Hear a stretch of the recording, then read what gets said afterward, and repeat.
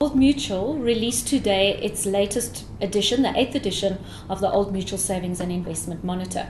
And this year, 2013, we focused on the youth segment. Youth being defined as those working metropolitan people aged between 18 and 30 years. And some very interesting insights have come out of this research. The one insight is that about 1 in 2 youth still live at home with their parents. And I suppose that's out of necessity. And when you're starting off in life, it's easier to live at home. And allied to that is that these youth are quite optimistic about the country, about their future. And I suppose that ties in with living at home as well. You don't have necessarily the burden of looking, of taking care of maybe larger financial needs like your rent and your food, and you're still living at home, so that's quite comfortable.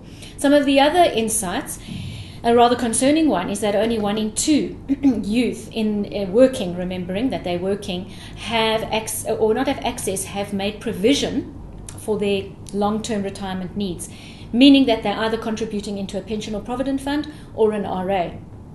Also, the parents in this segment, so the youth that are parents, their provision for their children's education has declined quite significantly over the last 2 to 3 years, which absolutely, again, is really concerning.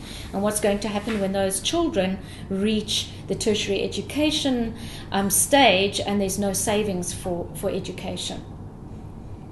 We also asked the youth about what their savings or investment horizons were. So we said, if you think of short-term investments, if you had money to invest short-term, how long would it be before you expected to see the returns?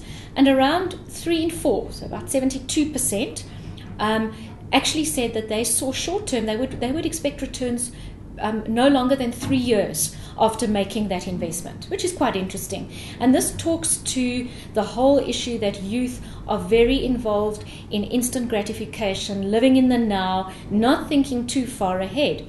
Further reiterated when we asked them, how long is long-term? What is long-term investment? And really the cut-off point there is 20 years. So we had most people saying 10 to, some people even said 5. But 20 years is kind of where they can stretch their minds to think around saving. So when we talk to the youth about saving for your retirement, which is 35 to 40 years away, it's quite foreign and quite difficult to get that understanding that is so important. The youth where they are saving, they're saving for asset accumulation, mainly for cars, houses, which is realistic as well at that stage of your life.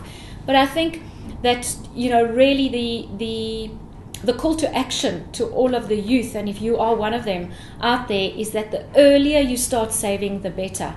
And if you are a working youth, you are in the lucky lot.